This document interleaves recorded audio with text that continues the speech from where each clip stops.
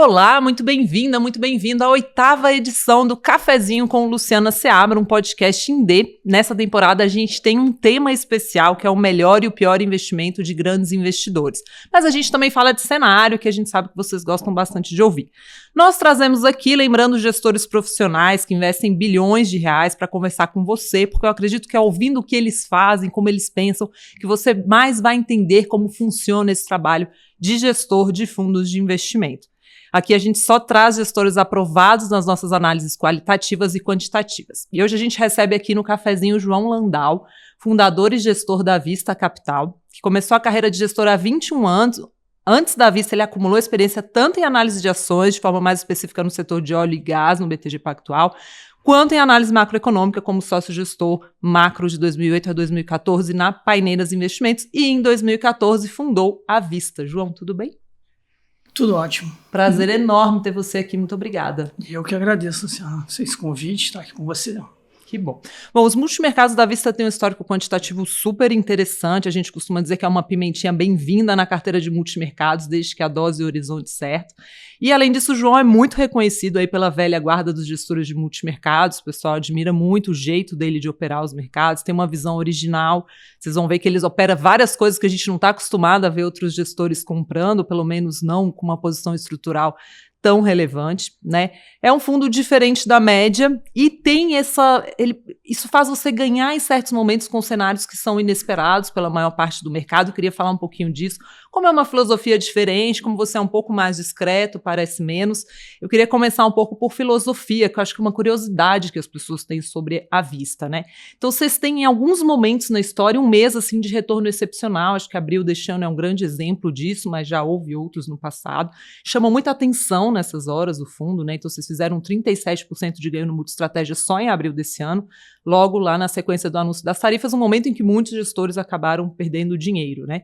E nessas horas as pessoas comentam, o que é, né? Alavancagem, excesso de risco, atrai muita curiosidade. E eu lembro que eu conversei com vocês nesse mês, a gente recomenda a Vista há bastante tempo, mas vocês tinham ganhado em posições que protegiam o portfólio contra cenários adversos, então posição vendida em bolsa americana, petróleo e tudo mais. Agora, os fundos da Vista, eles têm essa volatilidade mais alta do que a média dos multimercados, né? E você costuma falar isso, que vocês não buscam evitar a volatilidade, mas sim perda permanente de capital. Queria entender onde está a mágica, como é que você faz isso? É possível mesmo topar o risco ao mesmo tempo que você evita essa perda permanente? Bom, vamos lá, não é trivial. Primeiro eu queria fazer um elogio, porque você é das que mais entende nosso modelo de investimento, uma diligência enorme, e acho que a gente tem conversas ótimas sobre esse quebra-cabeça que é fazer investimento, né? E você consegue transparecer isso para os clientes, fazer esse filtro e jogar para lá. Então, acho que é de suma importância, até por isso que a gente está aqui, tá nesse prazer de estar aqui com você. Obrigada. E vamos tentar explicar um pouco do que a gente faz para os clientes, para a gente conseguir deixar todo mundo claro na mesma página, né? Porque eu acho que à Vista a gente tem um objetivo, uma característica, né? Que a gente é muito transparente. Isso não quer dizer que os outros casos não sejam transparentes, porque o nosso mercado brasileiro ele é um dos melhores mercados do mundo de regulação e de transparência que o mercado tem. Mas é normal os gestores não gostarem de mostrar a posição, não dizer qual é a posição, por motivos óbvios. Como a gente faz a coisa muito de longo prazo, né, na média, as alocações são mais de longo prazo, mais estruturais, não tem uma grande fórmula, a nossa projeção para o próximo mês não é essa, e o mercado não sabe. A gente não tem uma opinião sobre o próximo Copom e etc. Então, a gente se sente confortável em transparecer essas posições até para os clientes entenderem exatamente aonde estão investindo, quais são os riscos que eles estão expostos, exatamente como a gente investe. Então, nas nossas cartas, nas nossas comunicações, através de você, como eu disse, a gente consegue deixar muito claro como é que a gente gosta de fazer esse tipo de investimento. Então, acho que essa é uma característica que a gente tem e um dos motivos que a gente está aqui é para isso. Então, o que a gente... Qual é essa mágica que não tem nada de mágica, né? Acho que no mercado financeiro tem uma maravilha, uma coisa muito triste, assim, que não tem fórmula mágica, né? Não tem certo e errado. Você está sempre abrindo espaço para algum tipo de risco, né? Se você não tiver risco, você não tem retorno. Você está sempre abrindo espaço para algum tipo de risco. Tem um gestor que vai fazer posição pequena, mas aí o custo fica muito alto em cima do fundo. Tem um cara que gosta de vender opção, mas fica com risco de ir para o outro lado, e você tem perdas desproporcionais. Tem gente que gosta de fazer juros, que também é um ativo que é convexo ao contrário. Não tem certo e errado, cada um tem que ficar confortável com o que você tem. E eu acho que essa é a maravilha do mercado desenvolvido. Se o mercado estiver desenvolvido, exatamente como você falou, isso é pimentinha, isso é uma parte do portfólio, que eu recomendo. Eu acho que o mercado desenvolvido de capitais brasileiros seria muito interessante, porque quando você vai lá para fora, você tem fundos que só fazem biotech, fundos que fazem real estate, tem uma porção de tipos de fundos que você consegue, dentro do portfólio, ganhar uma descorrelação e uma diversificação que gere retornos compostos ao longo do tempo no seu portfólio, sem que todo mundo faça a mesma coisa. Então, eu acho que... E não tem um cara que é certo. Se tivesse o cara que é certo, todo mundo teria alocado em uma só. São formas diferentes. O que a gente costuma fazer? Acho que primeiro, na parte de investimento, a gente tem uma característica muito mais de olhar história do que matemática ou projeções. Então, você não vai ver a gente falando, olha, o nosso foco, a gente está com focos de tanto, a gente acha que no próximo cupom o cara vai cortar 0,25 em vez de 0,50. Você não vai ver a gente olhando e falando, olha, tem uma projeção de curto prazo, a inflação vai ser mais alta, o PIB vai ser mais baixo. A gente olha eventos que aconteceram na história, né, que a história rima, ela não se repete, mas ela rima. A gente gosta de olhar muito na história, eu sempre fui um cara que gostei muito mais. Eu quase fazia faculdade de história em vez de faculdade de economia. Era o meu objetivo, né? Achei que ia passar fome, mas assim, resolvi fazer economia porque eu gostava, porque eu conseguia entender que juntava os dois, mas sempre fui por esse lado. Então a gente olha eventos que aconteceram anteriormente, histórias e os mecanismos que acontecem. Porque eu acho que o grande problema que tem na economia, e eu acho que o grande problema que tem, a grande maravilha que tem, é que as pessoas reagem. A primeira regra da economia é as pessoas reagem a incentivos. Então, a projeção ela vai até um certo ponto.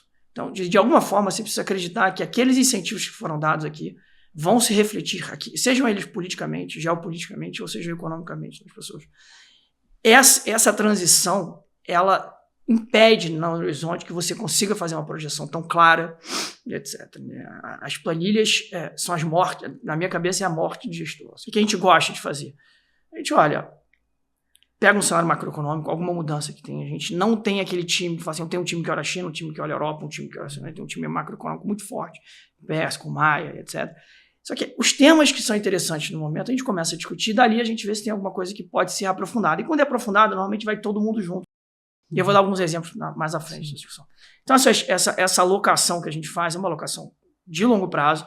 A gente busca ativos convexos. Né? Ativos convexos são aqueles que você tenta colocar pouco para ganhar muito, né? No final do dia, ações, commodities, porque ela pode buscar por 10, 15, 20, ela tem uma convexidade.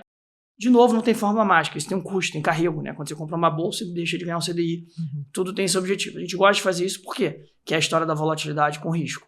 Porque se eu tenho X para perder, eu sei exatamente quanto é que eu tenho para perder na história. Eu não estou alavancado, eu não preciso me zerar no meio do caminho. Os juros é o oposto, né?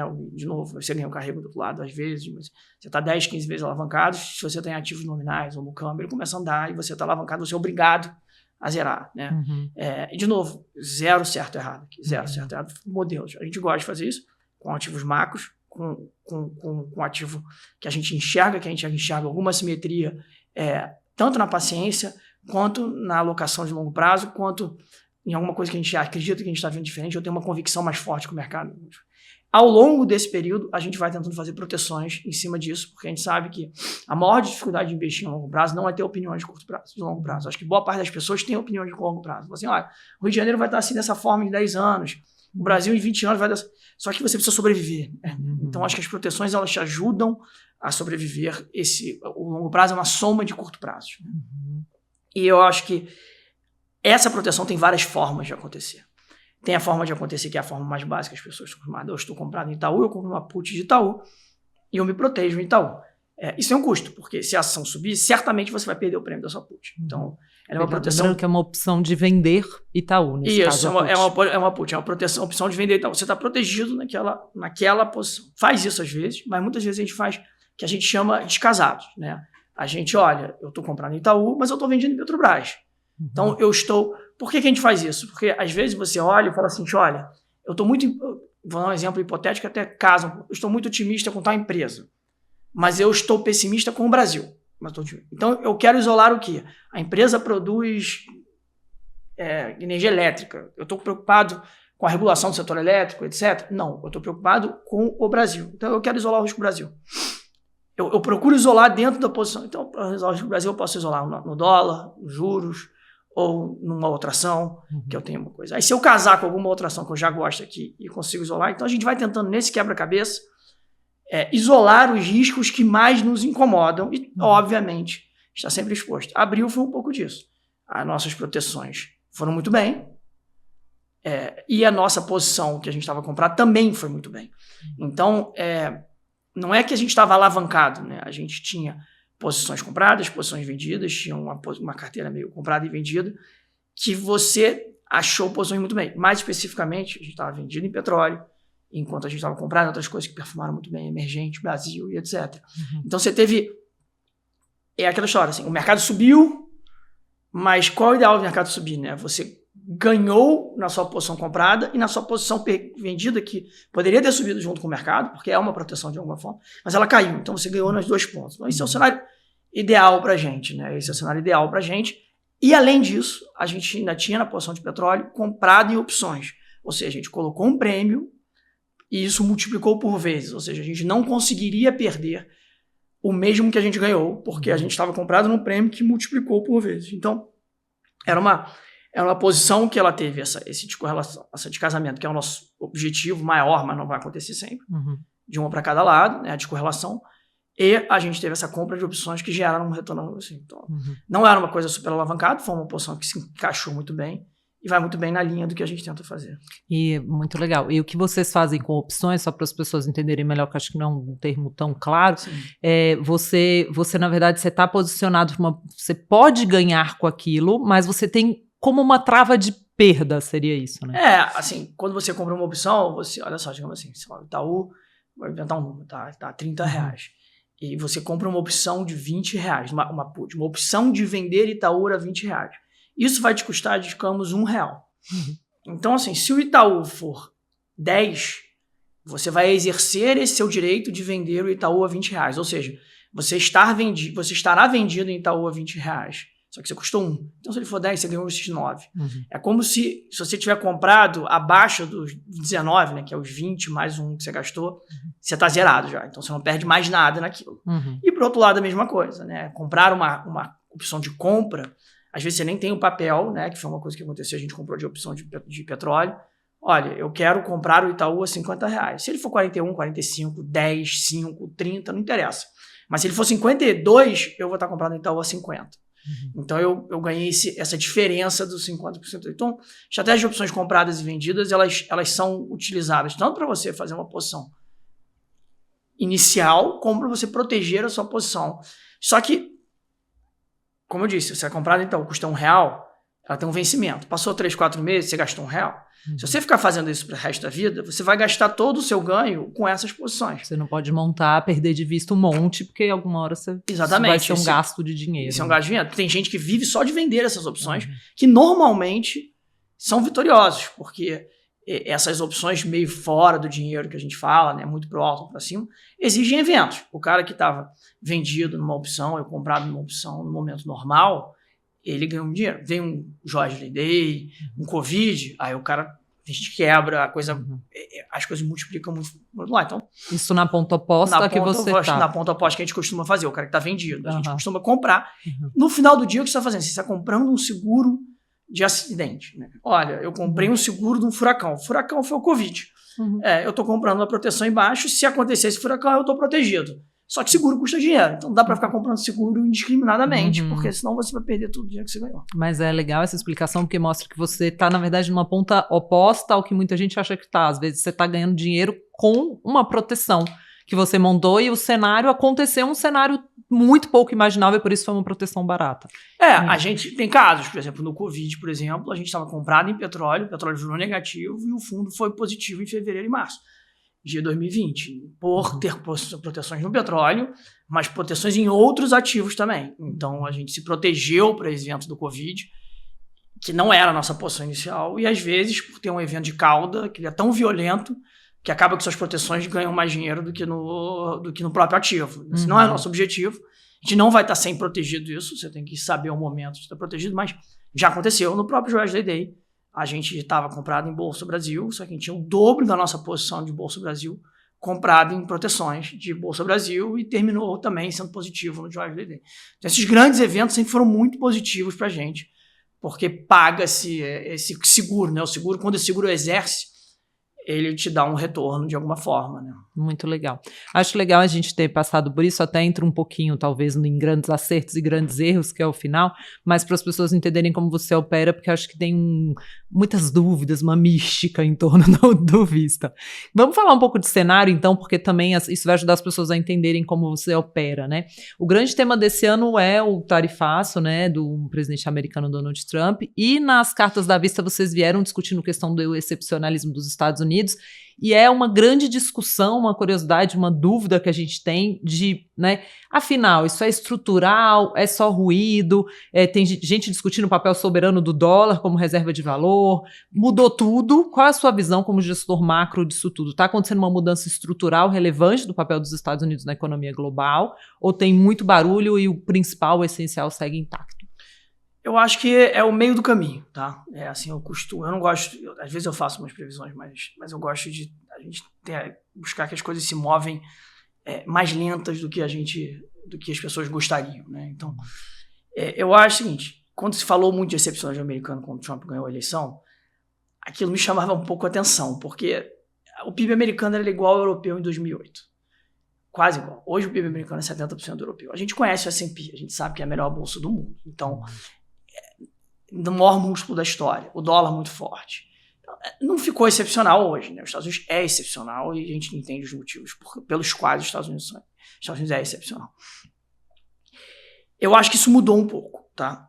E aí a gente pode discutir vários motivos que mudaram, tá? A gente fala bastante quando a gente opera moeda, né?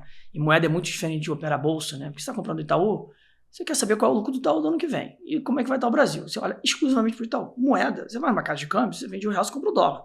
Você vende o dólar, você compra o euro. Você tem que sempre comprar alguma coisa. Não dá para você trocar moeda com Marte. Você pode fazer com ouro, ou você pode dar sua moeda para comprar um imóvel, um bem.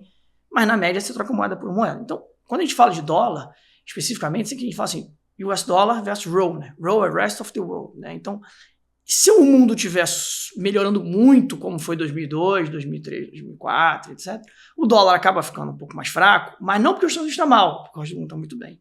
E o inverso vale. Você tem 2011 que você teve uma crise na Europa, que a Europa estava muito mal, e o dólar fica forte, não porque os Estados Unidos estão muito bem, mas porque a Europa está muito mal. Então essas oscilações de moeda, elas são... E eu acho que agora a gente tem um momento muito específico na história, porque normalmente, quando você tem essas placas tectônicas, elas se mexem em uma só. Agora você tem os Estados Unidos levemente reduzindo esse excepcionalismo. Que vira e mexe lembra pra gente que ele ainda existe quando você vê um caça, um bombardeiro chegando no Irã sem pousar em lugar nenhum, destruindo a única bomba que consegue. Fala, pô, realmente, esse cara tem um exército excepcional.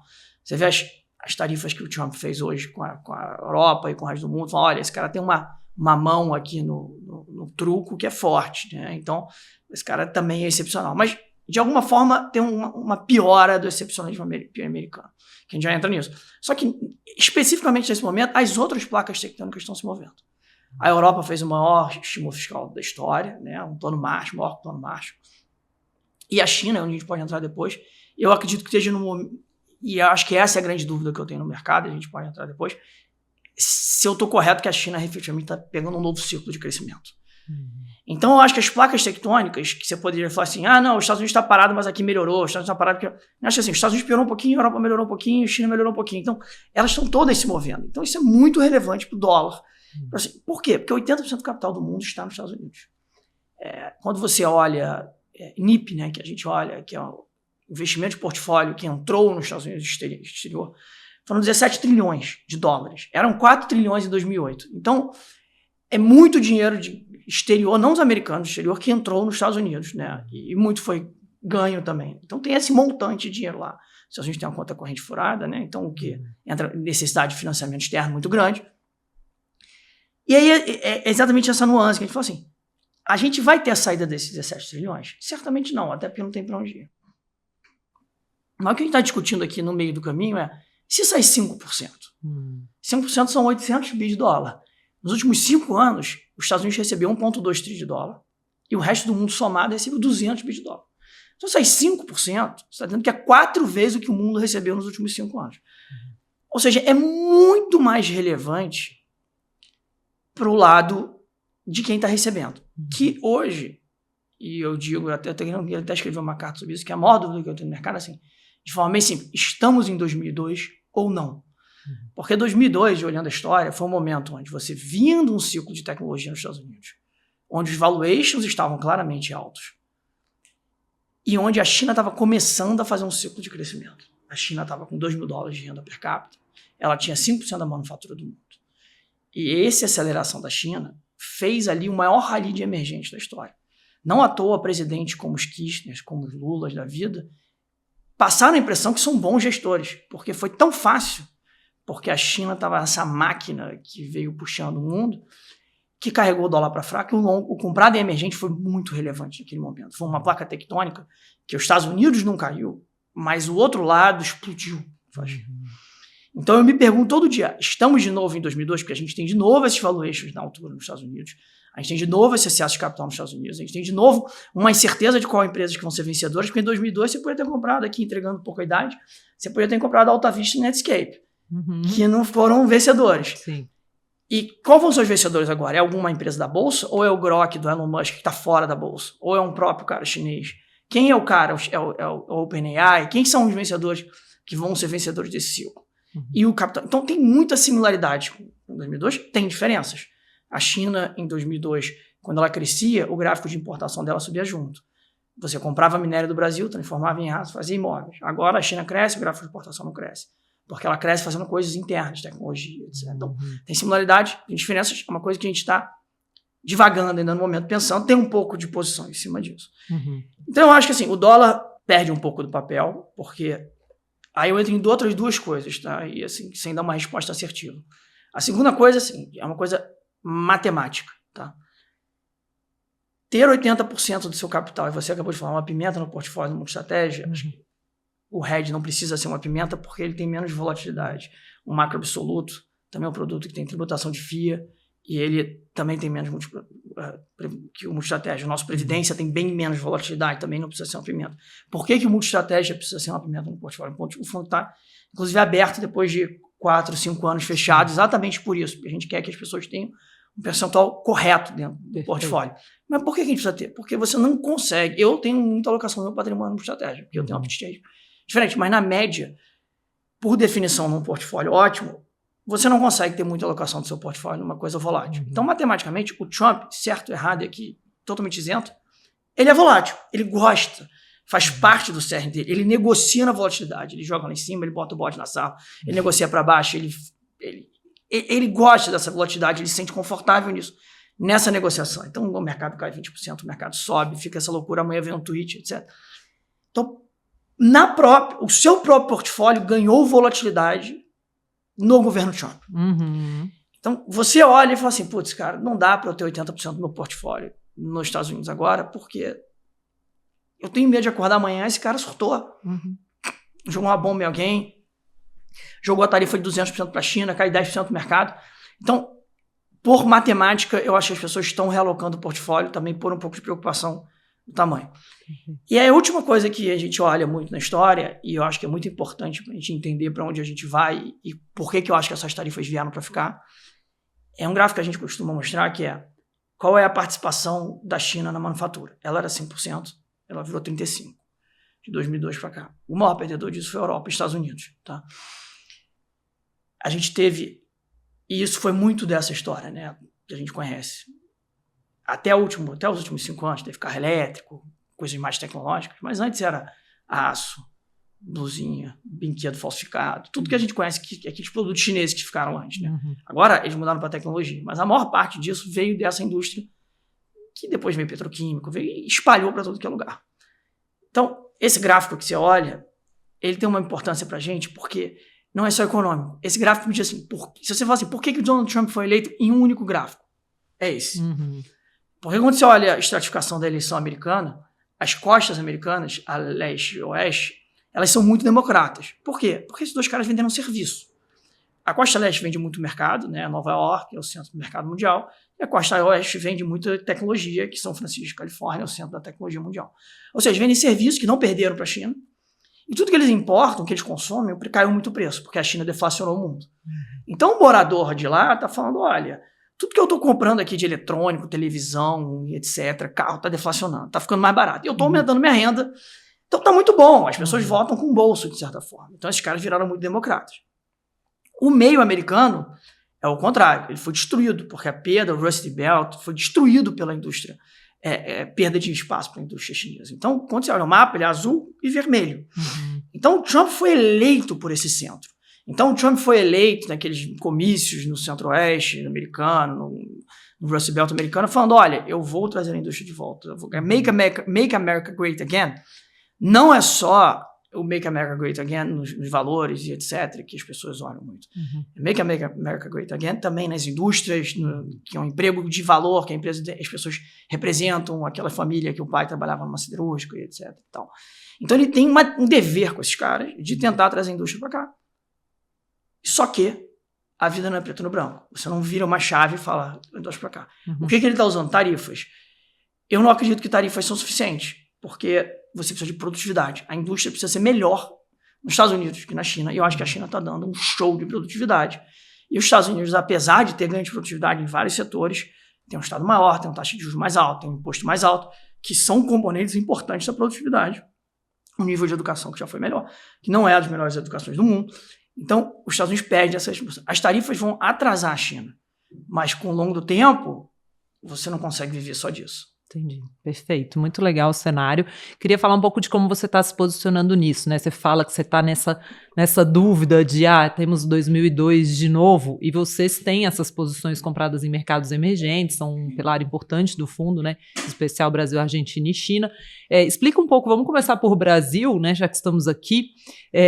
Como é que você se posiciona nessa... Então, mesmo que os Estados Unidos não percam completamente a hegemonia, sua tese é, se sai um pouco de dinheiro de lá, a gente já tem um pouquinho que pode ajudar aqui, né?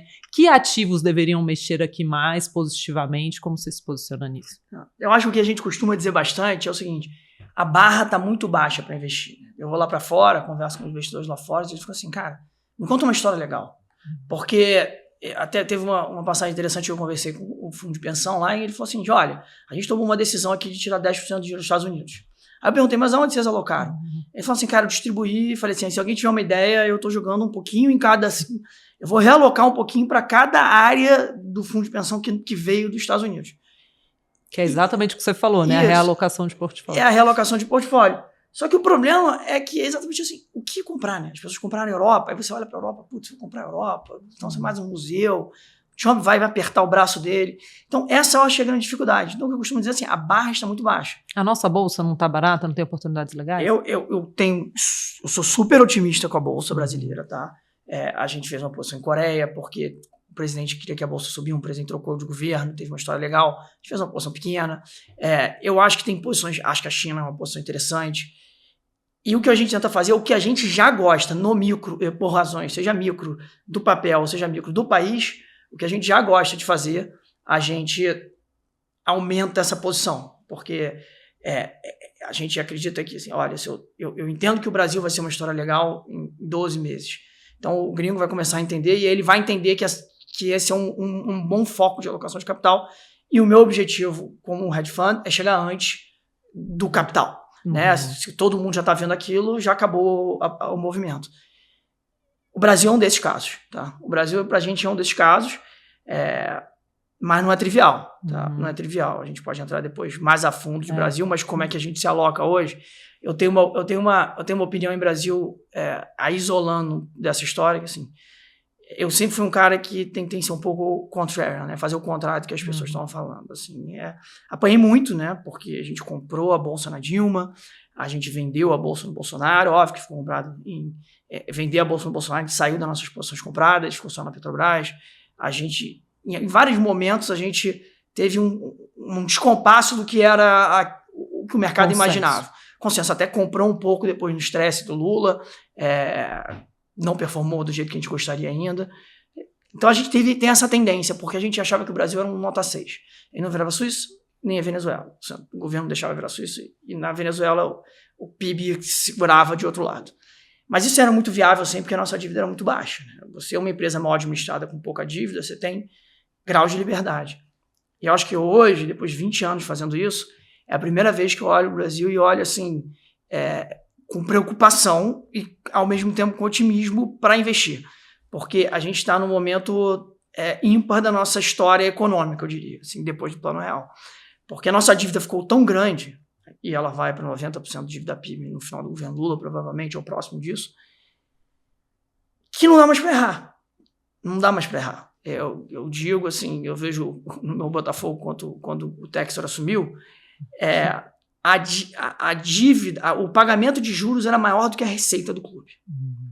Então, por mais que você melhorasse a administração, você não podia gastar. Se você gastasse zero, você ainda estava quebrado. E a gente vê isso em empresas. A gente vê a quantidade de RJ que tem. E não é porque... Eu digo assim, você cruzou o cabo da Boa Esperança. Você passou de um ponto onde não adianta mais você gastar zero. Tem um dado que as pessoas não percebem. O Brasil gasta quase 40% da arrecadação de tributos em juros. 40%. Juros. Qual é o nível que a gente fala assim, olha, não dá mais. 100% não dá mais, obviamente, senão a gente não tem mais nada para gastar. Sim. Mas o Estado está sendo encolhido. Né? Esse número não vai parar de crescer com 10% de déficit nominal. Já para 45%. Algum nível, que já está muito próximo, o Estado não é mais funcional e o Estado tem um nível mínimo que ele tem de despesa obrigatória, a gente já tem 98% de despesa obrigatória. O governo não vai parar, ele vai ter que continuar fazendo dívida e o cara que empresta dinheiro para o governo, todos os brasileiros, né, com CDI, etc., a gente está emprestando dinheiro, o governo começa a falar, esse cara não vai me pagar. Esse cara não vai me pagar, porque... E o juro começa a ficar cada vez mais alto, porque você fala, olha, chegava um cara, você, olha só, eu tenho um investimento aqui de crédito que é CDI mais 3, você fala, legal, vamos olhar e tal, vou repetir o meu cliente, fala assim, olha, tem um investimento aqui CDI mais 50. Você já fala, tem uma coisa errada com essa dívida, né? Você está vendendo droga, né? Só pode ser, tem alguma coisa errada, porque você não consegue performar. Como é que você vai pagar isso? Como é que você vai pagar? Não tem como. E eu acho que o Brasil está... Então, a gente está na boa. A gente teve um susto ano passado, disso já, que é o famoso dominância fiscal. Que, com dólar forte, isso piorava, e com Lula forte. E de lá para cá reverteu muito, porque o Lula perdeu popularidade. Então você tem uma expectativa de reversão desse gasto desenfreado. E o dólar ficou fraco, que a barra fica muito mais fácil. Né? O cara fala, pô, com o dólar fraco é tipo morfina, fica tudo muito mais calmo, né? Com o dólar fraco no mundo. Então eu acho que o Brasil vai ter esse período que o mercado aceita, porque tem uma possibilidade de ser muito bom no próximo ano. Pois é, vamos falar um pouquinho disso, né, de perspectivas para as eleições de 2026. Já dá para colocar isso na conta? Vocês já têm colocado, do ponto de vista de investimentos mesmo, né? Como é que vocês têm trabalhado esse momento? Eu acho que, assim, a gente tem nesse momento um viés, depois na resposta, muito positivo de uma guinada à direita. Tá? A gente acha que vai acontecer, acho que o Brasil entende. Tanto na parte de segurança pública, quanto na parte de fiscal e até na parte de produtividade, que a gente pode entrar, que são os 3 grandes problemas do Brasil. A gente tem esse viés muito positivo. É uma posição que todo mundo quer comprar em 2026 se continuar dessa forma, mas o mercado não se funciona dessa forma, você não consegue comprar quando você quer comprar. Porque se todo mundo quer comprar num dia X, o mercado vai andar antes, não vai dar essa oportunidade. Ou seja, não dá para esperar. Você tem que achar o momento para você esperar, né? Assim, porque é de acordo com a probabilidade disso acontecer. Só que eu acho que todo mundo que tem capital no Brasil já está operando a eleição. Porque, como eu disse, na nossa cabeça, a gente já, matematicamente, a gente está falido.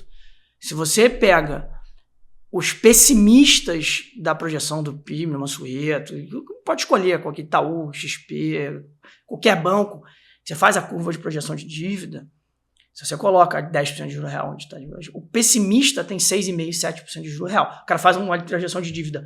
A dívida pessimista é 6,5%, 7% de juro real, a base 5,5% e a otimista 4%. Só que a gente está rodando acima do pessimista. Então, o Brasil hoje, dessa forma que está virtualmente quebrado. Alguma coisa tem que acontecer no meio do caminho. Então, eu costumo dizer assim, ou você vai ter um caminho onde você faz um ajuste fiscal nível Milei, ou um pouquinho menor, para você colocar a gente numa rota que a dívida para de crescer, que ela fique sustentável.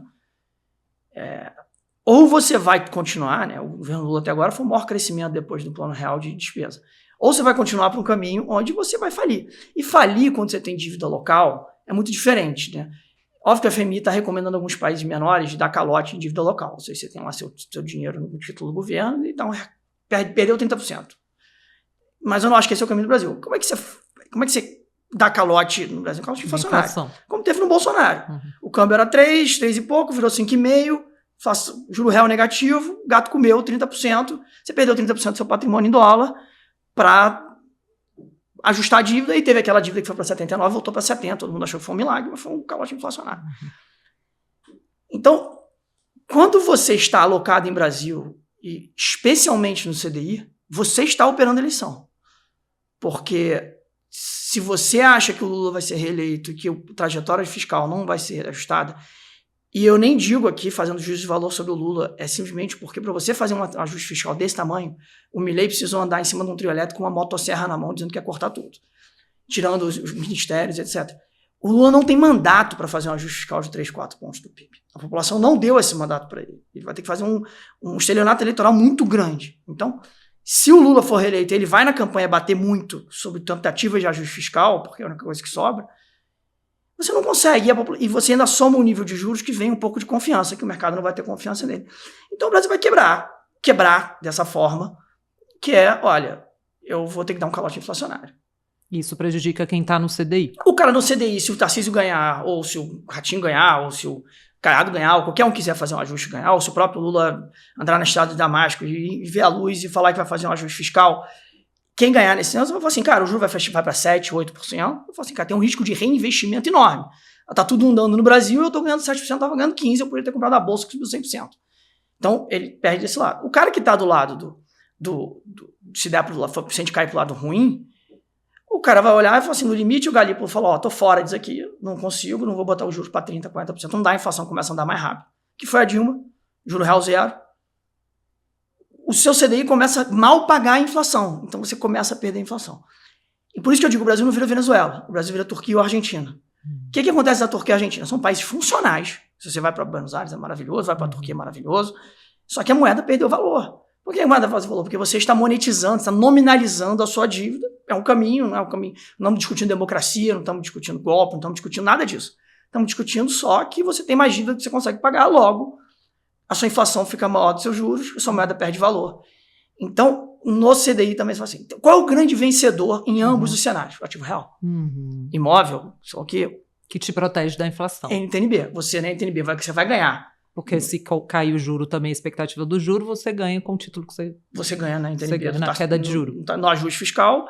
E do outro lado, você vai ganhar pela inflação. Via inflação. E o juro real vai fechar. Então, como é que a gente investe nisso? Via NTNB, que na verdade é muito parecido com a posição que a gente tem em bolsa, que é uma NTNB mais alguma coisa, que acho que é o maior prêmio que a gente tem nisso, a gente pode entrar nisso. Mas são ativos que são parecidos com ativos, são ativos reais, que a gente gosta de investir no Brasil. E toda vez que a gente acha que vai ficar pessimista, a gente vende ativos nominais. Porque você pega a bolsa da Argentina, nos anos piores, a bolsa subia 300%, 400% no ano, a inflação era 300%, 400% no ano, e o dólar andava 300%, 400% no ano. Então você quer estar comprando ativos reais, NTNB, bolsa, imóveis, e você quer estar vendendo ativos nominais, inflação implícita, dólar e etc. E essa bolsa que deve subir, qual que é a bolsa que deve subir? É de utilities, é prestador de serviço, e a que cai? Eu acho que tudo sobe, mas o que tem essa característica para a gente muito claro é, no final do dia, a bolsa brasileira é quase tudo juros, né? Porque é quase tudo crédito, né? Um país que, então assim, utilities, shoppings, Rumo, Horizon, tem muitos ativos na bolsa, são muito correlatos, que no Brasil é um pouco disso, né? A gente é um grande título público, o país, né? E aí você vai ajustando isso. Então acho que todo mundo hoje está operando, porque se você acha que você não vai ter ajuste fiscal em 2027 relevante, o seu dinheiro não pode estar no CDI. Ele não pode estar no Brasil, provavelmente, mas se for para estar no Brasil, ele tem que estar num juro real. Que você pode tomar um calote, até no juro real, ou seja, cortar o valor da dívida, ou o IBGE mudar o dado do IPCA, por isso que eu até prefiro a bolsa. Então, todo mundo está operando em eleição de algum jeito. A gente já está operando isso. Como é que a gente está operando isso? A gente está comprado nessa carteira de bolsa, só que a gente não está vendido no real de forma relevante, que seria esse nosso par que a gente falou logo antes, dos hedges. A posição para a gente é comprar ativo real e vendido em dólar. Se não fizer o ajuste, eu provavelmente vou continuar comprando em bolsa. Só que eu vou estar redeado no ativo nominal. Então você vai ganhar nos dois lados. Que, se você colocar no limite, e essa é uma discussão que vai até contra mim, você vai falar assim, olha, se a gente for para a Argentina ou para a Turquia, os alocadores vão ter que mudar o benchmark do fundo. Porque digamos que chegue o Lula e fale assim, olha, o problema aqui, que é o que acontece com o Erdogan, o problema aqui do Brasil é esses juros altos, então eu vou trocar o Galípolo aqui, eu vou botar um desenvolvimentista, o juro agora é zero. Então o benchmark é zero, a inflação é 100% ao ano, a bolsa sobe 90% ao ano. E o meu benchmark é zero. E eu vou ganhar 20% de performance em cima disso, que é o que acontece.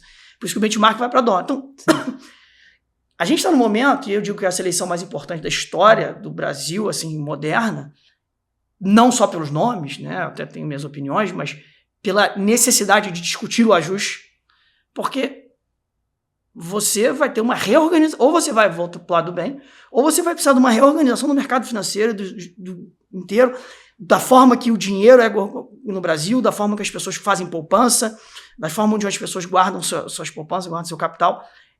É um pouco assustador o que pode acontecer se a gente não fizer esse ajuste, mas do nosso lado, como um fundo multimercado, que eu tenho de ver fiduciário, a gente está super preparado para isso. Se não acontecer, se a gente for por esse lado, acho que a gente consegue performar igualmente. Mas pelo que você está dizendo, a pessoa que está lá com o patrimônio todo em CDI achando que está ultra conservadora, talvez não esteja, porque pode perder poder de compra. Ela tem que saber exatamente o momento que a gente... Porque isso não é rápido, né? Você não vira Turquia do dia para a noite. Acho que a primeira reação, se o Brasil começa a piorar, o juro vai subir.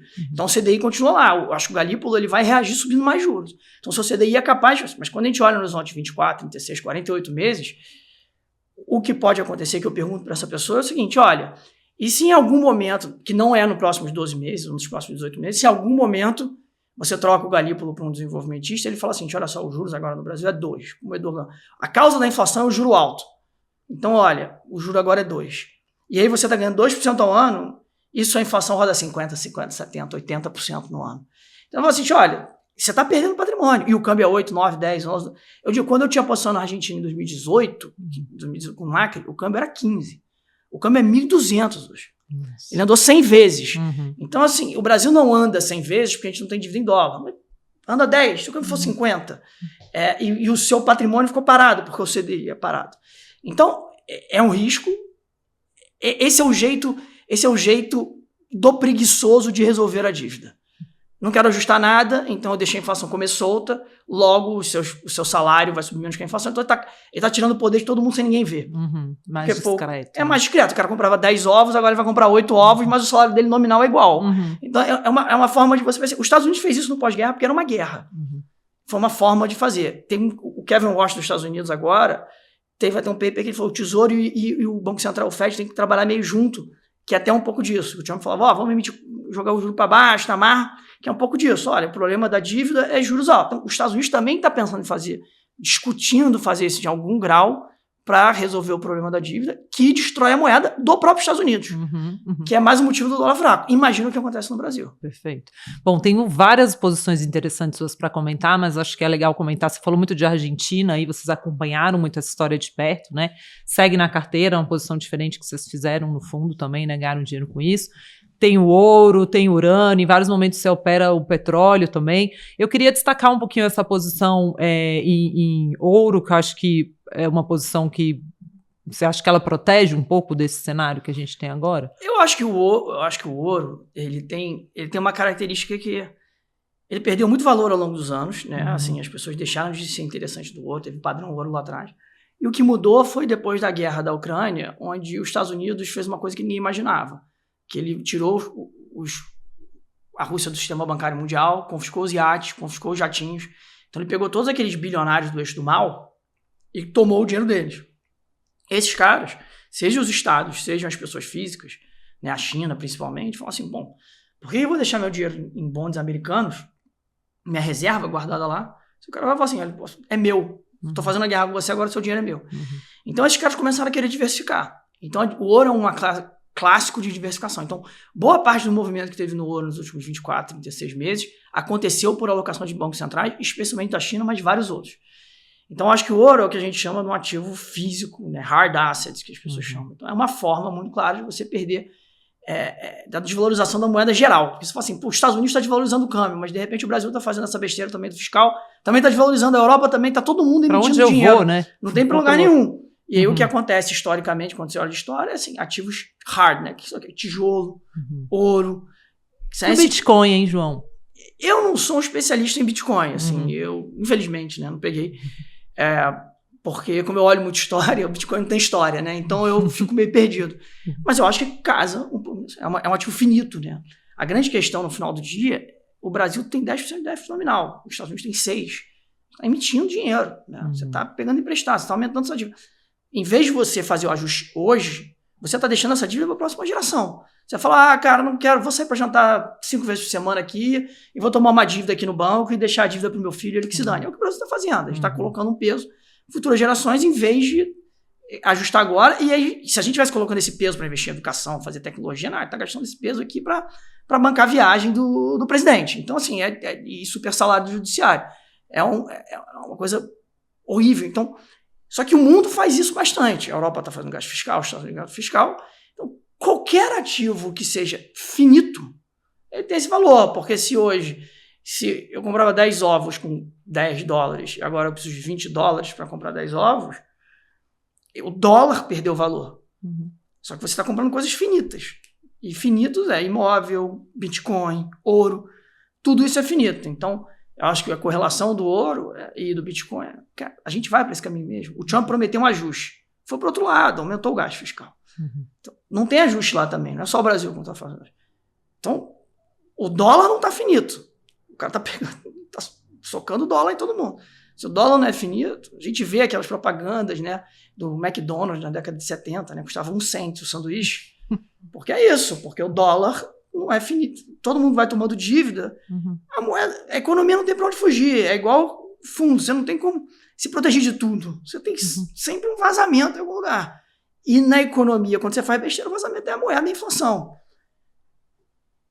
Como a moeda perde valor, é aquela história que a gente falou, você tem que trocar por alguma coisa. Se eu vendo dólar, eu estou com mais dólar para trocar por outra coisa. Se eu tenho muito dólar, eu falo, putz, e eu quero comprar um Bitcoin. Cara, eu tenho tanto dólar na minha mão agora que eu posso pagar um pouquinho mais no Bitcoin, eu posso pagar um pouquinho mais no ouro, porque são ativos finitos. Eu posso pagar um pouquinho mais nesse imóvel. Assim, digamos que a inflação no Brasil seja 10.000%. E você tem o salário do cara que era, sei lá, R$5.000 por mês, virou 50 mil. Só que você vai olhar e fala assim, pô, eu pagava 50 mil, só que eu vou comprar uma Coca-Cola, ela custa R$500. Tudo é relativo. Você tem muito. Só que você fala assim, e aquele ativo que é finito ali? Putz, eu vou pagar muito mais. Então, eu acho que o ouro, o Bitcoin vão no cerne da questão. O mundo está disposto a fazer ajustes fiscais ou o mundo quer nominalizar os ativos? E aí, se quer nominalizar os ativos, que é onde a gente está. Qualquer ativo finito, próprio S&P, qualquer ativo finito, troca de nível. E na Bolsa Americana você está comprado levemente? Não, a gente não tem muita posição de Bolsa Americana. A gente tem um valor relativo comprado em emergente, comprado especialmente na Ásia, contra a Bolsa Americana e Europeia, simplesmente por diferencial de valuation. E porque eu acho que tem certeza demais na Europa e nos Estados Unidos para o nível de valuation que tem. E eu não concordo com a incerteza que existe na Ásia para o valuation tão deprimido. Então, a gente tem um pouco desse relativo. Se for 2002, a gente vai aumentar esse valor relativo. Perfeito. Quero entrar num grande acerto, num grande erro, mas se você puder resumir muito rapidinho, que é uma posição importante do fundo, e os clientes vão mapar, se eu não perguntar, o do urânio.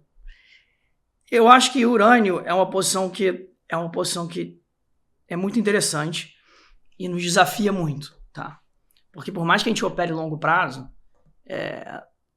e no longo prazo nos fundos, né, os clientes têm uma certa paciência com a gente, e a gente tem paciência de investir, não vai 12, 24 meses. Não dá pra gente virar pro cliente e falar assim, ó, estou investindo em 10 anos. Não é uma coisa. A gente recomenda para pelo menos 3 anos. Acho que isso. Então, assim, tem um longo prazo que vai nesse nosso nível de investimento nessa linha. 1, 2, 3 anos, que as coisas têm que acontecer até lá, ou pelo menos andarem até lá. Só que o urânio, ele é um ativo que as empresas que contratam, as utilities, né, que são as usinas nucleares, o urânio é só 3% do custo de uma usina nuclear. Então ele pode multiplicar por 100, que muda muito pouco a questão, tá? Essa é a grande vantagem. Pode subir infinito, né? Assim, porque a demanda não cai. Entendi. A grande questão é que a usina nuclear, o mais importante para ela é ter urânio. Ela precisa garantir, porque se ela tiver que desligar, o custo é enorme. Então ela contrata 4 anos à frente, para garantir que ela já está contratada há 4 anos, que ela não vai ter... É tão preocupante que ela faz um contrato de 4 anos para frente para ter tanta certeza e tempo. Então, o que acontece hoje no urânio? Tem uma vantagem enorme no urânio, né? Porque eu olho muito a commodity. Todas as commodities, cara, o petróleo são, sei lá, 1 milhão de barris, que é pequeno, que o OPEC está fazendo agora. São 158 milhões de litros. Então, é muito diversificado, né, cara? No mundo inteiro. Urânio não, você sabe exato, custa 5, 10 anos uma usina para subir. Então, você sabe, eu sei na minha planilha, né, do meu time, todas as usinas que vão sendo construídas no mundo. Tem bastante previsibilidade. É muito previsível, né? São 5, 10 anos. E não para de crescer esse número de usinas. Toda semana a gente adiciona uma usina nova na história, né? Então a demanda não para de crescer. E na oferta a mesma coisa. Só que a oferta ela não está conseguindo atingir nem a previsão. Então a previsão de oferta é farada e a usina cresce descontroladamente, a demanda. Tá? Então, eu acho que é um negócio muito violento, tá?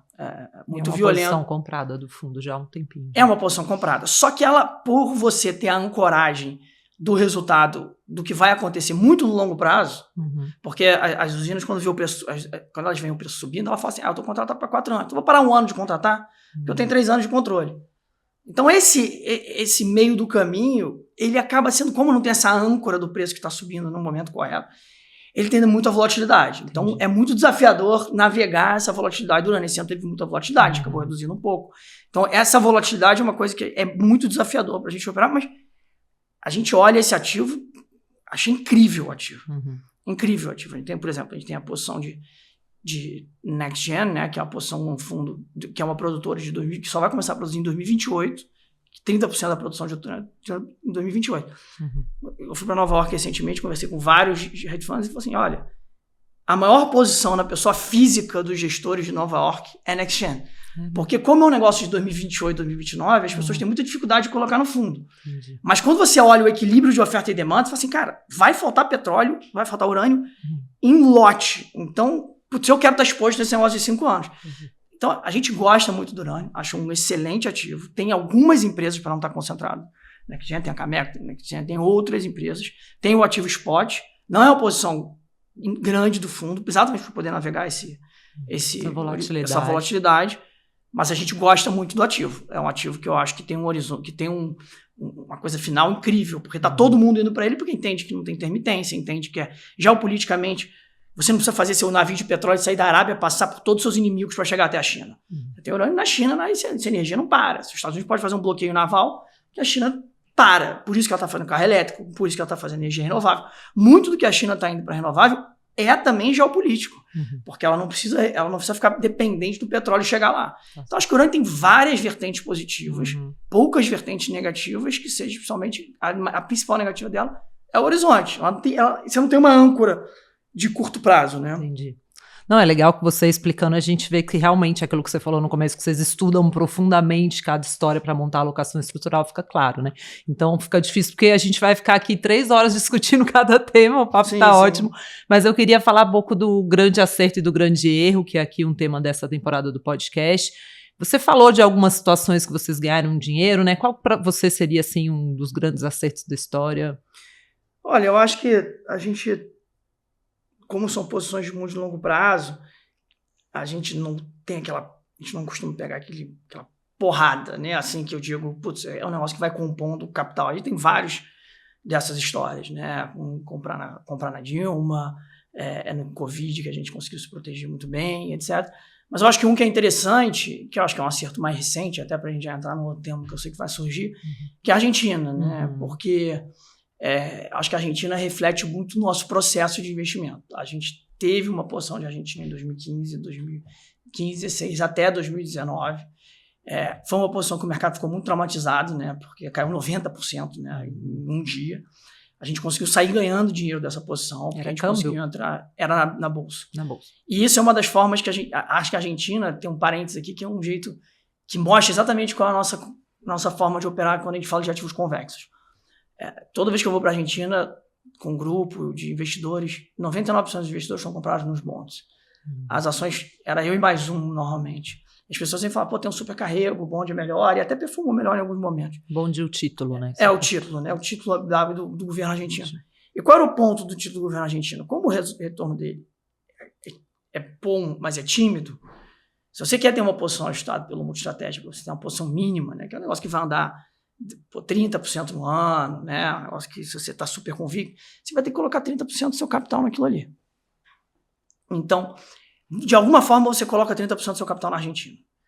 A nossa preocupação, quando eu digo que eu estou preocupado com volatilidade, estou preocupado com assim, eu não quero mandar 40%, 30% do meu capital naquele momento. Hoje eu até discuto que dá para mandar, a gente não tem, tem por volta de 15% e tal, mas hoje eu até acho que dá para mandar. Hoje você tem os bonds? Não, a gente está nas ações de novo. Ainda. As ações são isso. Olha, a gente tinha 5% de bolsa, 7%, 8% de bolsa, o negócio sobe pra cacete. No limite, no máximo, a gente perde aqui no 5%, 6%. Então, a gente teve uma posição de Argentina que deu bastante, a gente tirou pela metade. Então você prefere montar uma posição pequena em algo que, quando subir, você vai ter um grande ganho? Que eu tenho essa convexidade. Do que uma posição grande em algo que sobe um pouquinho. Porque eu falo, olha, se eu tenho 5%, 10%, o máximo que eu perco é 5%, 10% do meu patrimônio nesse negócio. Então eu acho que é um negócio que a gente... E vocês fizeram um ganho relevante, né? Então, ali foi interessante, e eu acho que agora no Milei foi muito interessante também, porque lá a gente já acompanhava muito de perto a Argentina, né? A gente saiu, ficou totalmente de fora, e é uma forma que a gente costuma olhar, a gente não tem uma economia de Argentina. O Macri perdeu em 2019, a gente abandonou, a gente zerou a posição e não acompanhava. Eu gostei, por interesse, lia o jornal de vez em quando, acompanhava a política, etc. Mas durante os 4 anos do Alberto Fernandes, a gente não ficava, não, vou vender essa empresa, comprar essa. Não tirou nenhuma boleta de Argentina. Até que a gente viu surgindo o fenômeno Milei, começou a conversar bastante com isso. O Pércio ajuda bastante, né, porque eles têm esse problema de desancoragem da moeda, que o Plano Real é um exemplo, então a gente começou a ter conversas. O Pércio Arida, ele é do conselho da Vista. Isso, né? É nosso sócio, nosso conselheiro. Tem uma relação muito próxima, eu e o time, né, com ele. Então a gente começou a ter essa discussão, não só entre a gente, com próprios policymakers argentinos, de olha, qual é o futuro? E a gente começou a perceber ali que tem uma coisa acontecendo na Argentina, tem uma mudança, está gestacionando algo. Você viu o Macri, você foi pro buraco, espero que o Brasil seja assim, você viu o Macri, uma primeira tentativa de ir mais responsável à direita, não funcionou, voltou para um populismo, e depois você vê, na situação mais grave ainda, você percebe que você tem que ir para um caminho de ajuste. O que aconteceu na Grécia igual, está sendo maravilhoso, é a bolsa que mais sobe no ano. Exatamente isso. Na Grécia, foi uma coisa tão engraçada que o PSOL, você tentou fazer um ajuste forçado pela Alemanha, o PSOL bateu pra cacete, o pessoal deles, que é o Syriza, o pessoal assumiu o governo, virou depois de 2, 3 anos de governo e falou assim, eu mudei minha opinião, a única solução aqui é necessário fazer o ajuste mesmo. E aí o país estava todo mundo unido, porque até o pessoal estava dizendo que tinha que fazer ajuste, cortar gastos de salário, etc. E aí o país não só hoje é um país que mais cresce da Europa, que tem uma bolsa que mais anda, que a população mais sai da pobreza, é o melhor país da Europa, economicamente, com Mitsotakis, que é um primeiro-ministro fantástico. E eu acho que na Argentina teve um pouco disso. Chegou naquela hora, a gente olhou o Milei e falou, cara, vamos nos aprofundar nisso. E foi um trabalho que aí, quando a gente resolve fazer isso, a gente vai a todas as mãos da Vista.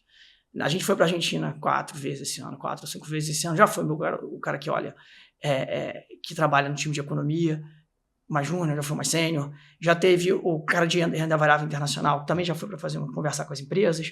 Vocês mergulham mesmo no tema. Né? Exatamente. O cara de renda fixa e câmbio foi também conversar com o Banco Central, conversar com outro. Eu já fui para a Argentina também, então, para conversar com o político. Então, você tem um esforço conjunto da empresa para entender, olha, qual é o case, aonde a gente investe, quais são as assimetrias, qual é o melhor veículo, qual é a melhor proteção, dá para fazer via opção, dá para fazer... E eu acho que a gente não foi isso. A gente começou a alocar antes do Milei ganhar na eleição, com posição menor, foi gerando resultado, essa posição foi crescendo, multiplicou por vezes e continuou no book, crescendo 3, 4 vezes, aquilo virou uma posição maior, a gente continuou com a mesma posição. Aumentou um pouco, mas boa parte do que a gente tem de hoje foi ganho daquela posição inicial. E é diferente, né? Porque eu não vi tanta gente fazendo, não com essa relevância dentro da carteira, né? Eu acho que, assim, tem uma coisa que é muito interessante, que é uma coisa que você aprende no final do dia, assim. Toda posição você tem que ter alguma opinião, tem que ter um motivo para ela. Se você quer uma coisa barata, tem que ter um motivo para ela estar barata. Entendeu? Se chegar um carro e todo mundo sabe, vou comprar esse carro aqui, pô, tá tão barato esse carro, o que aconteceu alguma coisa? Fala assim, pô, olha embaixo do capô. Tudo tem um motivo para estar barato demais. E eu acho que o nosso trabalho, eu digo que um trabalho de um gestor é ter uma opinião sobre esse prêmio de risco embutido em todo ativo. Eu acho que a Argentina tem um prêmio de risco embutido enorme por trauma. Porque boa parte do mercado financeiro foi encantado pelo Macri. E para a Argentina, eu tive com um gringo uma vez que falou assim, cara, ir para o Brasil é muito fácil você não ficar otimista. Você chega em Guarulhos, chega em Congonhas, pega aqueles trânsitos, aquela confusão, quando você chega, barulho, de respeito no trânsito, você fala, pô, eu estou no terceiro mundo, efetivamente, esse negócio aqui não pode ter um valuation enorme. A Argentina é diferente, você sai de lá, você passa por campo de polo, o clima é agradável, a cidade Toma um alfajor, toma um Malbec. É a cidade menos violenta da América Latina, mesmo com todo esse problema. Então, eu acho que as pessoas se apaixonaram pelo Macri, o nível do valor, para você ter noção, hoje, os bancos na Argentina negociam uma vez book, tá? O Itaú é 2 vezes book, é uma fórmula que a gente olha sobre o valor dos ativos dele. O Itaú é 2 vezes book, os da Argentina no Macri era 6 vezes. Não. Então, no Macri, os ativos da Argentina negociavam 6 vezes o valuation que negociam hoje os ativos argentinos.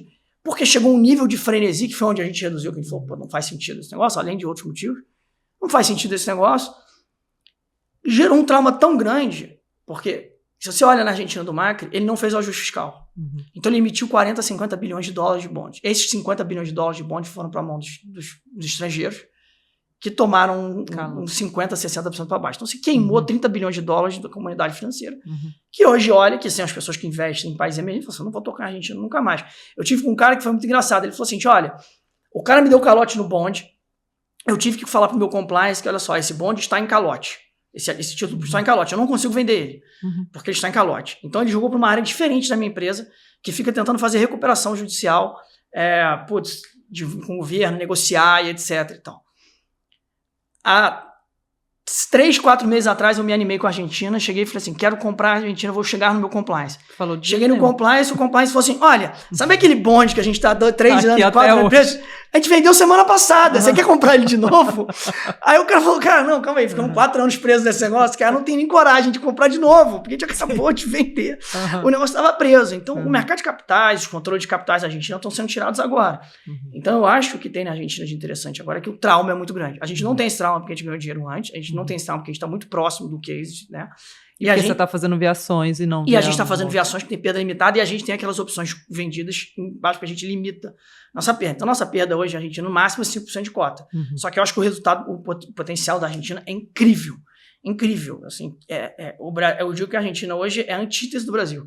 Você abre um jornal, você hoje vê assim, olha, a Cristina Kirchner está condenada a devolver tantos bilhões, está presa por corrupção, e etc, etc. Aí você vai e abre o Jornal do Brasil e fala assim, é mais um caso que o STF derruba a Lava Jato. Você abre o jornal e fala, olha, a Argentina agora não precisa mais de visto para entrar nos Estados Unidos, e o americano não precisa de visto para entrar na Argentina. Você abre o jornal, o Brasil está colocando visto, loucura que o Brasil colocando visto para australiano, americano, e etc. E o brasileiro está sendo mais apertado do outro lado. Você abre o jornal, o Milei fez um ajuste de 6 pontos do PIB. Você abre o jornal, a gente aumentou 9% real a nossa despesa. Então eu digo que o Brasil é a antítese da Argentina, tanto na parte fiscal, quanto na parte de liturgia, de honestidade, de civilidade, comparado com a Argentina, que é uma coisa incrível, né? Que a Argentina sempre foi...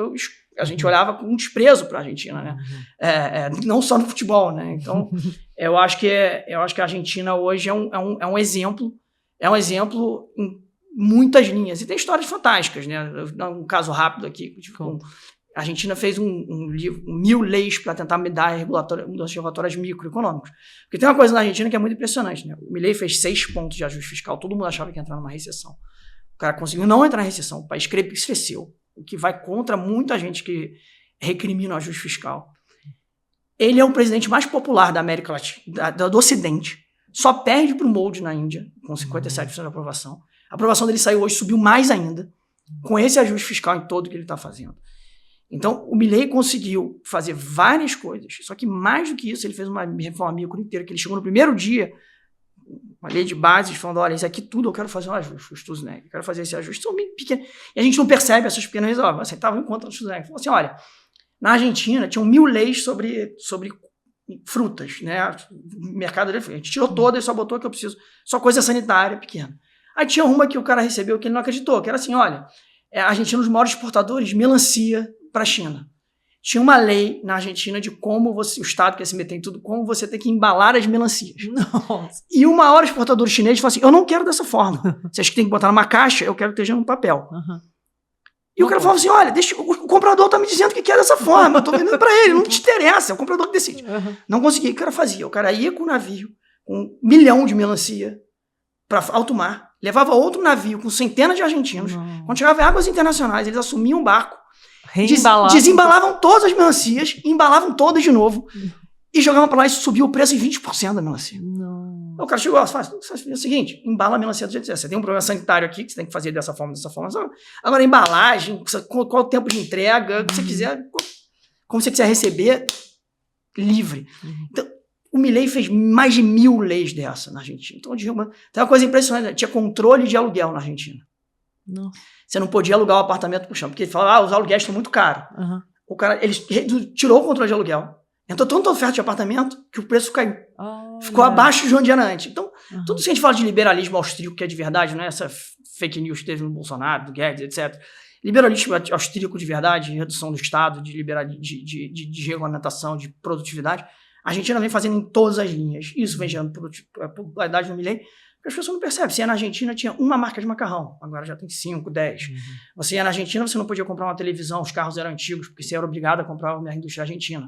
Agora abriu, os carros são melhores, as tecnologias. Isso vai gerando popularidade. Então, acho que o caso da Argentina é fantástico, mostra todo esse processo que a gente faz.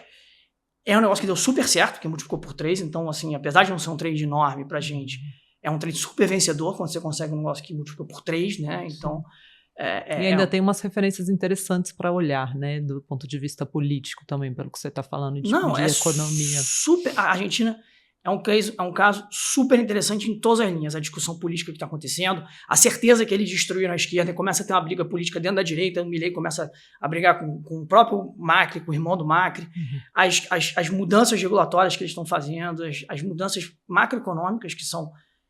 É um experimento, né? Que nem o Plano Real foi, porque a base monetária, o fiscal... É um exemplo para tudo. Fico feliz de ver o Tarcísio tweetando sobre o Milei. Me conquista quando ele fala que ele tweetou o Milei, porque é o caminho do Brasil, é um caminho da prosperidade, é um caminho do emprego, do aumento de renda, da redução da pobreza, é um caminho muito importante para o Brasil, para ser um país melhor, né? Porque a gente está estagnado há muitos anos, talvez décadas, estagnado, e a gente vai vendo, são argentinos, a gente está vendo, a gente não está invadindo o sul do Brasil, estão invadindo Búzios, Rio Grande do Sul. Tá cheio no Rio de Janeiro, na praia, você já vê os caras porque eles estão mais ricos que a gente, na margem. Né? Então, acho que é um case interessante, não só como investimento, como política, geopolítica, economia e como exemplo do país. Muito legal. Vamos falar de um erro, então, que te marcou e o que você aprendeu com ele? Eu acho que erro a gente se cobra muito, né, de fazer muitos erros sempre, né, todo mundo fazendo nada. Mas eu acho que teve um erro que foi muito relevante para a gente. Né? Em 2022, a gente tinha uma posição comprada em petróleo que deu muito resultado. Né? A gente ganhou 40% de cota em petróleo, né? Em 2022, fechado, mesmo depois de ter zerado a posição. E nesse objetivo de, olha, eu quero isolar um risco, eu acreditava que o petróleo tinha várias vertentes e uma posição só fica grande na gente, a gente só fica uma posição grande quando tem várias vertentes. Eu vou achar que o Brasil é bom, que a Argentina é bom, que o dólar vai ficar fraco, que o que o Brasil e a Argentina vendem vão ser bons, eu consigo ter um hedge. Ele precisa de várias vertentes para eu ganhar a convicção da posição ser maior, senão ela vai ser menor. E no petróleo a gente tinha convicção errada na época, que o shale ia ter uma redução de produção e é difícil vender um engenheiro americano. A gente tinha uma convicção que a demanda de China de petróleo ela ia crescer muito. Né? A gente tinha a convicção que a demanda de OECD ela ia ficar meio parada e ficou, e não caiu. Então acertou alguns lados, mas a gente se preocupava muito com o lado da demanda. A gente falava assim, na oferta, esse negócio aqui está certamente estático, eu quero proteger na demanda. Quando a gente olhava em 2022, os juros já tinham subido muito, né? Ali em agosto e setembro, né? E nem voltaram para aquele nível até hoje, estão perto daquele nível até hoje. E falava, se eu quero estar preocupado com demanda, se a gente tiver... E lembra, era um momento de Omicron e etc. Você tinha essa preocupação no novo ciclo de Covid, a atividade piorar. Mas eu tenho que estar muito preocupado com demanda, só que eu quero continuar comprando petróleo. Como é que a gente isolava a demanda? Então eu vou fazer uma posição de juros. Então a gente fez uma posição de juros aplicada, né? Que vai um pouco contra o nosso modelo de convexidade, porque aplicar juros ele é vender convexidade. A gente fez posições que a gente poderia ter feito em opções, em ativos, tanto juros na Inglaterra, quanto juros nos Estados Unidos, etc. A gente resolveu operar outros ativos, né, por ter conforto, ter uma equipe que a gente montou para operar esses outros ativos. Não era o nosso histórico, sim, nunca foi esse histórico. A gente commodities, ações, cases de macro, etc. para isolar isso. Só que o que aconteceu é que é o oposto do que aconteceu em abril desse ano. Que a descorrelação vai ao meu lado. O meu ativo, o lado positivo... Perdeu a posição e perdeu a proteção. Perdeu a posição de proteção. Se eu tivesse ficado no petróleo, que voltou dos $130 a gente até reduziu metade da posição nos $130. Voltou dos $130 para os 80. Se eu tivesse ficado no petróleo, eu tinha ficado bem. Eu tinha perdido menos dinheiro. Acabou que a gente perdeu nisso e perdeu na proteção, porque teve o evento da Liz Truss, que estourou os juros, estourou a dinâmica do negócio todo. E aí vai contra aquela história que eu te falei da Argentina, que a gente não quer fazer bonde, que a gente quer fazer perda limitada, porque se eu não fosse perda limitada, eu poderia estar até hoje, porque o juro foi e voltou, só que eu tive que zerar no meio do caminho, porque eu estava alavancado. Então esse foi o maior erro que a gente fez, né? Aquilo ali atrapalhou muito o nosso resultado naquele ano, tirou muita noite de sono, me deu muito cabelo branco, não tinha cabelo branco antes disso. A gente sofre muito, né? Porque a gente está com o nosso patrimônio investido, e assim, mais do que nosso patrimônio investido, eu digo assim, que eu acho que o patrimônio está dentro do fundo, é muito importante. E o patrimônio mais importante que é dos familiares e amigos, porque você tem que olhar na cara deles, as pessoas confiam em você e você recebe uma responsabilidade muito grande, né? Então, assim, apesar do fundo ter subido acima do CDI naquele ano, 2022 foi um ano ok pra gente, a gente sofre, né? Sempre quando a gente erra, na prova de erro, então a gente sofre quando a gente erra e eu acho que assim, o patrimônio investido é uma coisa muito importante porque você perde um patrimônio quando você erra e o valor da sua empresa também muito. É na PJ e na PF. Então, isso é o exemplo maior de alinhamento com o cliente. E a gente sobe, e acho que foi um erro, e eu acho que foi um erro que essas noites sem dormir tem uma vantagem que, quando você fica sem dormir, eu fico pensando muito, e o que o aprendizado foi o seguinte, olha, pô, legal, você veio de 4 anos ganhando 30%, 40%, você vem de um momento muito bom, quer tentar expandir um pouco para outros, mas, cara, fica no seu quadrado, que é o que você sabe fazer, entendeu? Não sai 1% do que você acredita que é a sua especialização maior, porque quando a coisa acontecer, você não vai saber se comportar da forma que você... Porque isso aqui exige muita experiência. Você precisa sofrer muitas vezes para saber, olha, eu estou sofrendo, mas eu sei que os outros caras no mercado estão sofrendo, então dá para eu segurar, eu tenho que até aumentar, eu vou diminuir porque está no começo, eu me protejo dessa forma ou não. Eu estou num ativo que eu tenho opções, eu tenho perda limitada, então eu consigo sofrer sem precisar me zerar. Então aquilo ali foi uma reflexão muito grande, tanto de empresa quanto de posicionamento, que na verdade é uma coisa de, olha, reforça o que a gente vinha fazendo há 15 anos naquele momento. Já é muito legal, porque eu até falei isso para você, porque eu acompanhei um pouco desse movimento aí, né, que o resultado desse ano é um reflexo muito dessa sua decisão de eu vou fazer o que eu sou melhor, vou focar, né, e é legal ver esse processo acontecer. Já é difícil fazer o que você, nesse mercado, que você acha que sabe, né, se você tentar fazer coisa diferente, é muito difícil, só que ele também te joga, o mercado te provoca para você falar, putz, vem um cara e fala assim, cara, tem uma oportunidade incrível aqui. Aí você fala, putz, é tão incrível que, putz, beleza, você operar tanto ativo, porque esse daqui eu não vou ser tão focado. E o que a gente fez, não só as mudanças que a gente fez, assim, como na própria posição de juros, a gente colocou uma limitação do tamanho que a gente quer operar juros. Então, assim, a gente não vai... Tanto para queda quanto para alta, tanto tomado quanto... Então, tomada. A gente não vai... Tirando, talvez, um caso muito específico, a gente vai fazer via opções com limitação.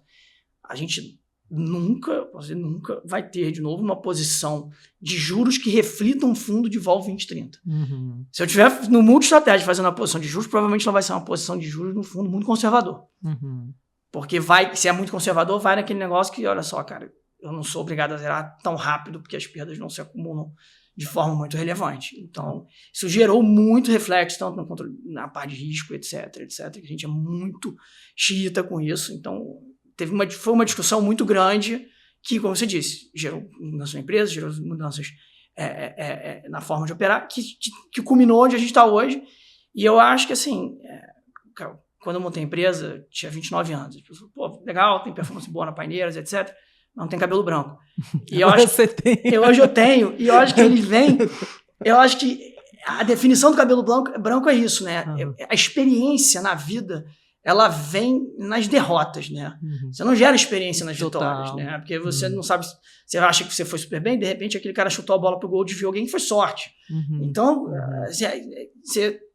quando você faz a coisa durante 20 anos, você percebe que tem um processo, não tem sorte, mas a experiência ela vem nas derrotas, e eu acho que essas dores que vão se compondo te colocam de volta à terra muito fácil, né? Especialmente porque naquele momento, você lembra, era um senhor de um bull market no Brasil.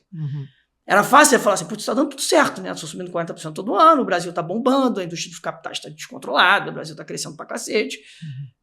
Por que não? Né? Então tem você coloca a terra de forma doída, eu falo assim, cara, isso aqui te força a reforçar os processos, é mais chita, sei lá o quê. Então eu acredito muito que a gente fez muito resultado para trás, mas hoje a gente é uma empresa muito melhor. Eu sou um gestor melhor, meus sócios têm mais convicção no nosso processo, no que a gente faz, a gente se uniu mais. Então eu tenho muita convicção que hoje é a melhor forma que eu já vi da Vista Capital e estou muito satisfeito com o time que a gente tem hoje. Muito legal. E aí, só falando um pouquinho disso, porque é irresistível, você falou que você começou a empresa aí com 29, de onde veio a sua inspiração para ser gestor? Acho que muita gente assiste a gente vê, pô, você tão jovem, com uma empresa tão bem sucedida e tão admirado, é muito legal, eu converso muito com alocador, com outros gestores, e as pessoas veem você realmente uma capacidade muito forte de gestão, né? De onde veio isso? Olha, eu acho que, assim, eu sempre tive um pouco disso, né? Eu, quando tinha 10 anos de idade, viajava com a minha mãe para trabalho, para Nova York, eu pedia para ela me levar na bolsa, assim. Eu sempre gostei do desafio, né? Então, é óbvio que eu tenho em casa, né? Minha mãe, o Pércio, né? Que foi o meu mentor, assim, que eu acho que eu fui fazer economia por ele, pela minha mãe. Então, eu sempre tive muito isso em casa. Que é a Helena, né? Vamos falar aqui. Mas eu acho que eu não sei onde foi que deu esse clique de virar gestor, mas eu sei o que me deu a base para virar gestor, assim, né? Eu acho que o mercado financeiro, eu falo muito isso para meus sócios, ele te dá uma característica que é fantástica, que assim, é um privilégio, né? É um privilégio, né? Você pode, quando as pessoas brincam, né? Coloquei meu jaleco de médico para saber se é a facada do Bolsonaro. Agora coloquei meu jaleco de infectologista para entender do Covid. Agora meu jaleco de analista político internacional. E eu acho que essa é a grande vantagem que o mercado financeiro te dá, né? Eu adoro trabalhar por causa disso, porque cada dia você descobre um tema novo, você está com uma coisa nova. Agora com o ChatGPT, então você pergunta para ele um tema novo, você já se acha que você entende mais rápido do que você entendia antigamente, aquele livro, etc. Então, eu acho que eu sempre... essa vida em casa, etc. E eu que gostava muito de história, né? Sempre muito viciado, né? História. Sempre tive curiosidade. Então, eu acho que a curiosidade me levou para a gestão e eu tive uma sorte, né? Porque eu queria ir direto para a gestão macro. Eu entrei no Pactual no back-office, fiz back-office, passei alguns dias perdido no fundo da noite. Depois, que era um desespero, só saía no dia seguinte, né? De madrugada. O back-office do Pactual, naquele momento, o Pactual tinha 200 funcionários. Era uma coisa pequena. Inicial. Dali eu queria ir para fundo, mas só abri uma área para ir para análise de ações, né, do sell-side, que não era o que eu queria, mas me deu uma base em ações fantástica. Eu tive um chefe espetacular, que era o Gustavo Gataz, que foi o meu melhor chefe, talvez um dos meus maiores mentores. Tive essa oportunidade de ficar com ele. De lá eu fui para Paineiras também para fazer ações, então fiz mais 2-3 anos de ações. Então eu tive um pouco de sorte de passar por várias áreas de back-office de asset, de front de asset, sell-side, buy-side. Então tive essa sorte, e eu acho que um pouco dessa questão de curiosidade. E aí acabou nisso, falou assim, cara, putz, tem uma profissão aqui, se você é curioso, se você se interessa por um bando de coisa aleatória diferente, e se você tem um pouco de estofo de aguentar, de tomar risco, de aguentar, de aceitar, ter uma cabeça boa para aceitar perder e etc. Pô, tem essa profissão aqui, pô, legal. Acho que eu vou me dar bem aqui. Então acho que foi legal, acho que tem muita carreira pela frente, fico super satisfeito de conseguir ajudar, de conseguir fazer parte desse debate do Brasil, que eu acho que o mercado financeiro tem uma função importante e chata, né? Que a gente é mal visto, porque no final do dia a gente é aquele pai que fala, olha, tá gastando demais, olha, putz, tá indo pro lugar errado. E a gente é mal visto mais ainda porque a gente fala, você tá gastando demais, então eu vou apostar contra você. Entendeu? Você até fala que, olha, eu vou apostar contra você porque você está gastando demais, mas eu vou apostar contra você. E aí, quando dá errado, o mercado financeiro ganha dinheiro. Eu falo, putz, eu falei que ia dar errado. Minha função é apostar contra você, ou a favor, etc. Então, eu acho que eu tenho uma admiração enorme pelos meus pares. Eu acho que o Brasil tem não dos outros países emergentes não tem essa pluralidade de gestores. Acho que a tal da Faria Lima, que eu sou carioca, ajuda muito o país, apesar da forma com que ela é vista, porque ela é agnóstica. Assim, a Faria Lima quer que o mercado suba. Quando o mercado sobe, o PIB sobe. Quando o PIB sobe, a renda real aumenta. As pessoas estão mais ricas, mais prósperas, mais saudáveis, o país está melhor, nosso futuro está melhor. Então, acho que todo mundo está alinhado. Então, acho que é um privilégio ser gestor, mas eu acho que o segredo, da história toda que foi essa curiosidade, e eu tive sorte de não virar especialista, porque acho que a especialização é uma coisa que te prende muito. Você acaba ficando tão convicto. Então, assim, como eu olho muita coisa, eu todo dia sou lembrado a entender que eu posso saber um pouco de muito, mas muito de pouco. Então, eu preciso do meu time. Meu time tem 35 pessoas, é super robusto, a gente tem grandes sócios. Eu não consigo fazer isso sozinho, né? Eu converso muito com gente do mercado que eu admiro, eu adoro pedir opinião, bater papo, porque eu acho que eu tive essa sorte de não ser especialista, mas também essa necessidade de estar aprendendo constantemente. Então, acho que a curiosidade quem quiser ser gestor, operar na física, curiosidade, para mim, é a alma do negócio. Muito legal. João, não posso deixar você perder seu voo e voltar para o Rio de Janeiro, que você vai voltar hoje ainda. Vou finalizar com a pergunta que a gente faz sempre aqui, que a gente defende muito aqui na Indê, que as pessoas usem o dinheiro para viver experiências. Tem, né, todos os estudos de bem-estar, de Yale, Harvard, que falam que as experiências trazem mais felicidade do que bens. Queria que você contasse para a gente uma experiência que valeu viver. Olha, eu acho o seguinte, eu acho que eu concordo totalmente com esse estudo, tá? E eu acho que eu tenho uma sorte, né, de trabalhar com o que eu gosto. Então, todo dia eu vivo uma experiência, mesmo quando eu acordo de madrugada para ir ao mercado. Tá aqui é uma experiência, é um prazer ter pessoas que te interessam para te escutar, né? Param o seu dia para te escutar. O convite é uma super experiência. A gente vem aqui no maior prazer, dá super disposição para os clientes. Mesmo quem não quer cliente, quiser bater um papo, a gente recebe jovens que querem entender de carreira, sobre para onde vão, como é que fazem, quais livros, etc. Isso é uma experiência por si só, o trabalho. Então, acho que qualquer coisa de dinheiro, ela é absolutamente consequência de... Não é clichê fazer o que você gosta, mas você está vivendo uma coisa que você acha super interessante. Agora, experiência que valeu viver, assim, eu tenho muito recente, que foi a final da Libertadores ano passado. Que foi tão bem vivida que eu terminei no posto médico do estágio. Então, assim... Você curtiu mesmo. Pô, foi ali... Onde foi a final da Libertadores? Desculpa, não sou de Buenos futebol. Aires. Buenos Aires. Estive lá em Buenos Aires e a gente perdeu um jogador com 30 segundos, a gente quase perdeu várias vezes. A gente foi muito sofrido e de muito tempo, então, assim, foi... Assim, às vezes eu digo que eu daria um dedo para voltar naquele dia, assim, para viver aquilo de novo, sabe? Porque eu acho que provavelmente eu nunca mais vou viver, porque não tem o mesmo contexto. Então, realmente, experiências são iguais a essas, não tem dinheiro que pague, né? No caso, o dinheiro do John Texas pagou, mas não tem experiências que não tem dinheiro que pague viver uma experiência dessa. Muito legal. Eu curto estádio. Eu não sou muito do futebol, mas estar num estádio é uma emoção muito legal, né? Eu posto de vez em quando, mas quando eu posto, as pessoas dos times ficam meio, você torce pra esse time, torce pra aquele. Então eu falo, não, deixa eu ficar aqui um pouco em cima do muro no futebol. Já basta eu ficar fora do muro nos fundos de investimento.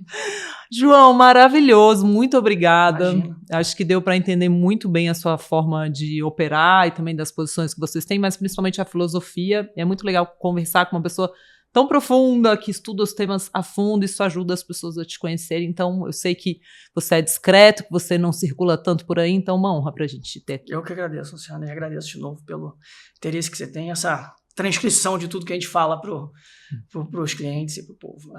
Obrigado novamente. Obrigada. Gente, muito obrigada também a vocês que assistiram esse podcast, conheceram mais aqui do João Landau, gestor, fundador da Vista Capital. Quem gostou, já deixa aqui, já curte, já segue esse canal. Comenta aqui embaixo também, já deixa aí umas dúvidas também pro João, que dúvida você ficou sobre a forma dele de operar ou não. Comenta que a gente gosta de ler o que vocês acharam sobre o podcast. Até a próxima edição do Cafezinho. Um beijo. Tchau, tchau.